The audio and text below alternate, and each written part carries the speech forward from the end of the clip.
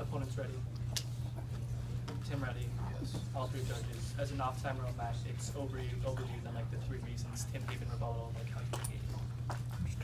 Starting off with the overview, remember, every empiric they read you in the round, its mostly concludes is predicated on the falsehood that military superiority is the most important factor in a conflict. But remember, what Sobek tells you is when you use military superiority, it looks like you're beating down the little guy, and that actually entrenches conflict. Don't look to any of their empirics. With that in mind, there's 3 ways we negate that Tim establishes in rebuttal. First, if we prove that they're falling apart, the status quo never touched upon a rebuttal. Extend Fordham and Giovanni, morale, the economy, and supplies are going down. Extend BBC that tells you they've lost 25% of their land and are only making gains in like unimportant rural areas, and extend Nice that takes out their first contention that tells you Sunni tribes are already flipping against them. The second way you vote Nice is if we delink U.S. interests. Remember, for terrorism, Choi tells you a 347% increase in terrorism because we intervened. Remember, for moral obligations, Dow tells you that we operate mainly off of pragmatism, and you can't be morally obligated to kill your own citizens. And for reputation, there's no terminal impact. Don't look at it in today's round. With that in mind, the third way we win is we prove long-term structural harms, and that mainly comes through human rights. So for our first word, turning a blind eye, what we're telling you is if we go directly into the immediate area and we're not doing anything as we did last summer to Maryland, that's going to increase anti-American sentiment. But second of all, for collective punishment, remember, they say it's like they're going to do it differently this time.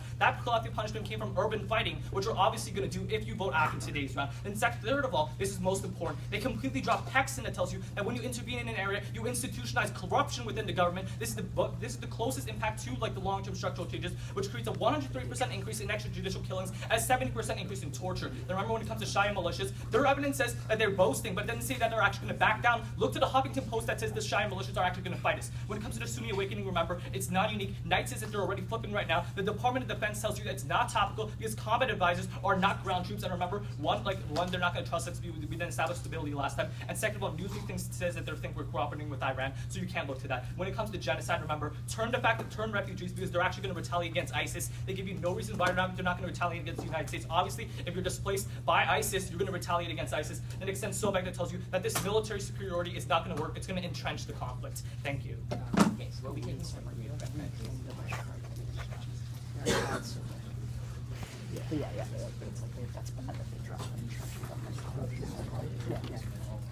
That could fuck me up.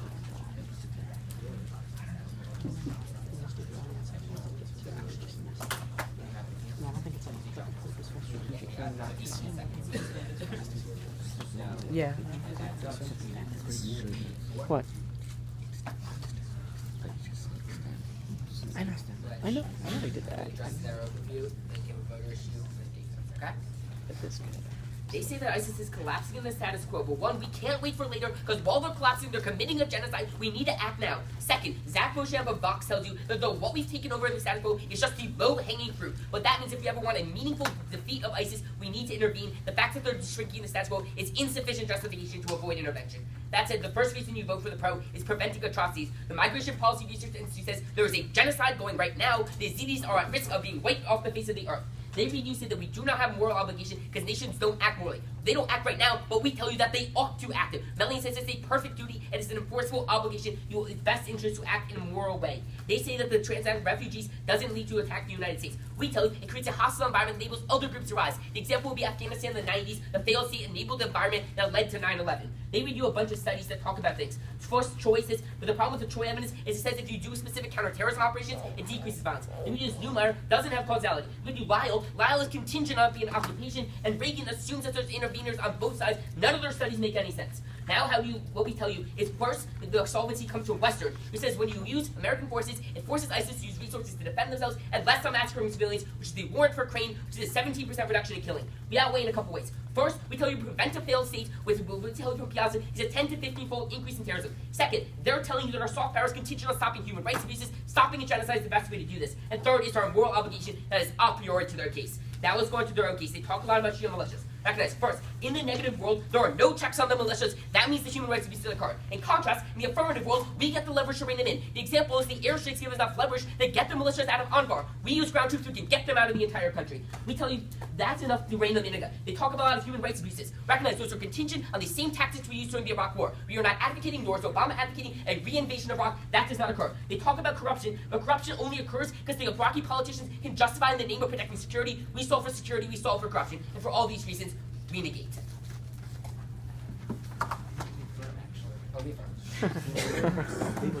He accidentally said like we negate like really loudly at the end.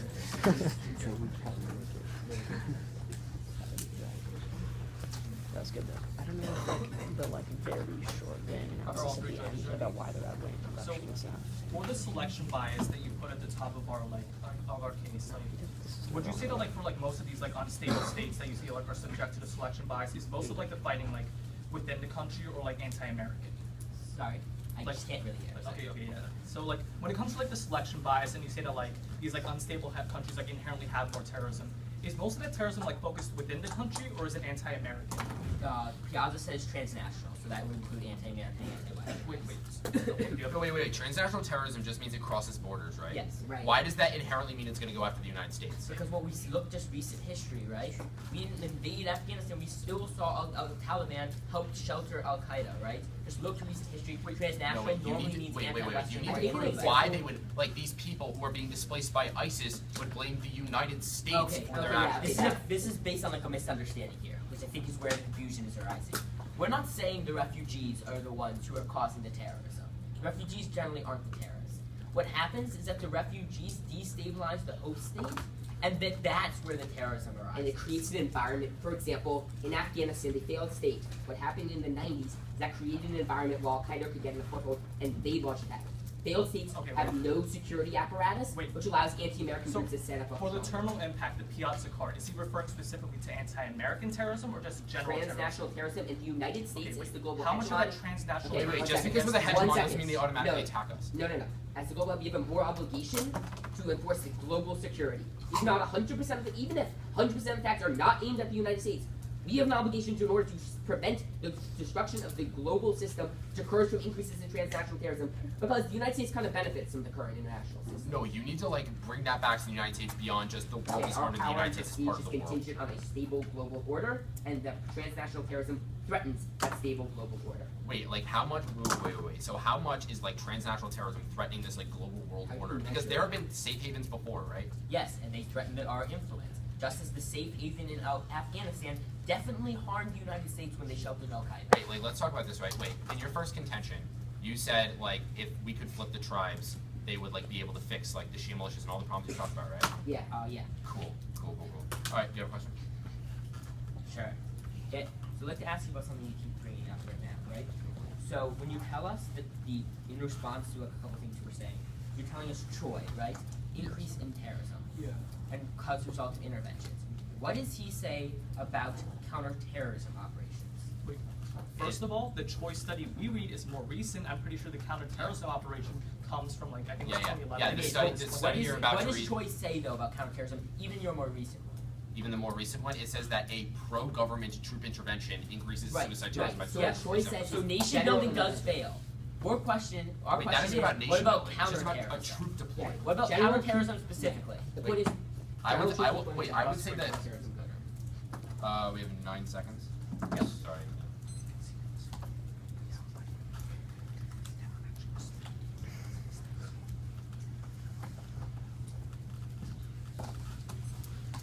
Yeah, next time.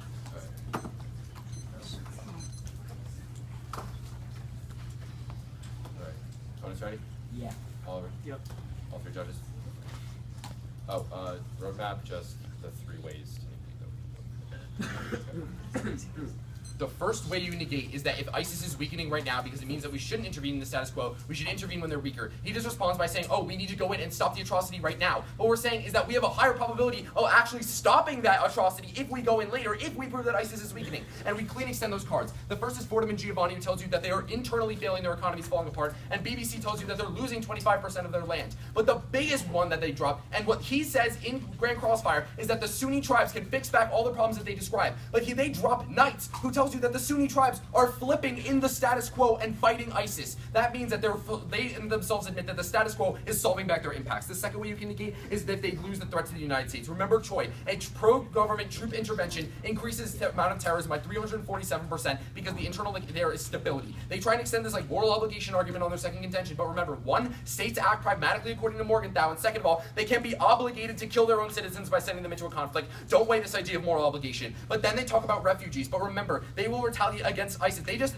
they impact this by transnational terrorism. They just say transnational terrorism, but they never impact it back to the United States. They never prove why that it equates to United States' best interest. But then the third way is long-term structural abuses. This is huge.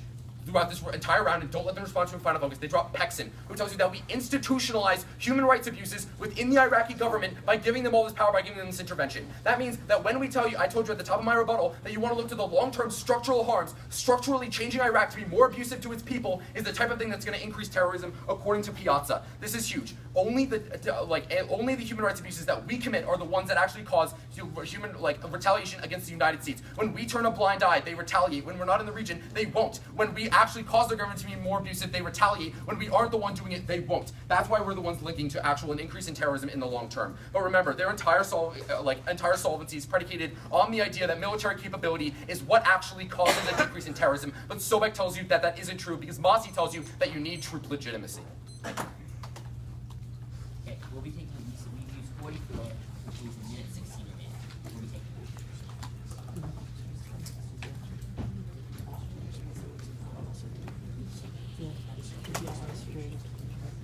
Good laying analysis, this is elaborated on. So,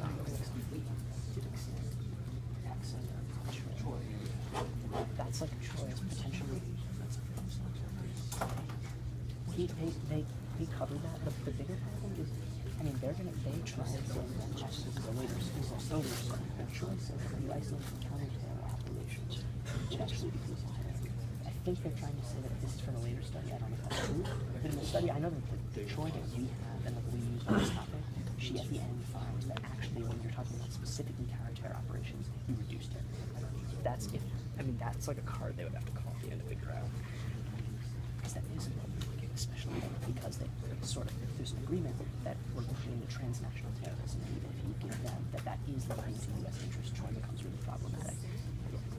So, yeah. I kind of doubt that it's a different study that I'm talking about. I'm pretty sure it's the same one where she includes that's fine. You can also cover it with the selection bias. Okay. So you guys ready? Well, ready. Judge ready. So what I'm going to do is address those overview things that they're talking about, as what Will said in the summary, and then go to the voter issues, okay? Okay? They like to repeat that ISIS is collapsing in the status quo, and by doing that, they're entirely ignoring the response Will gives, which is that we've only taken out the low-hanging fruit, and if we actually want to wipe ISIS out of the heartlands, we do need ground troops. Then they give you this new response in the final focus, that's saying the Sunni tribes are already rising up and is going to be stopping them. But they ignores the entire purpose of our first intention, specifically says that all Sunni tribes want to rise up, and they're trying to, they aren't organized enough to actually succeed. As a result, that is an offense for them. That said, what the main place you should be casting your ballot off of is going to be the failed state, because James Piazza explains, and they never respond to that, when you have a failed state, you see 10 to 15 times more transnational terrorism. This outweighs their analysis from Troy, outweighs their analysis from Neumeyer, outweighs their analysis from Lyle and Reagan, because even if you see small increases in terrorism after the United States intervene, to the point where that's significantly less than what would happen if the United States not intervene at all, means that any probability in the reduction of a failed state constitutes acting in our best interest. That's the main way you should be casting an affirmative ballot. It's how we can prevent these failed states and prevent these atrocities. Now, he responds to this by saying we don't have these moral interests, yet they ignore the fact that just because we don't act morally in the status quo doesn't mean we ought to the point where this is an a priori to their case. Even if we're just trying to reduce genocide, it's more than enough for you to afford. Then they say that refugees will attack ISIS, not the United States. But they ignore the fact that it's not the refugees who become the terrorists. It's that by destabilizing the host state, create a power vacuum where other terrorist groups can flourish.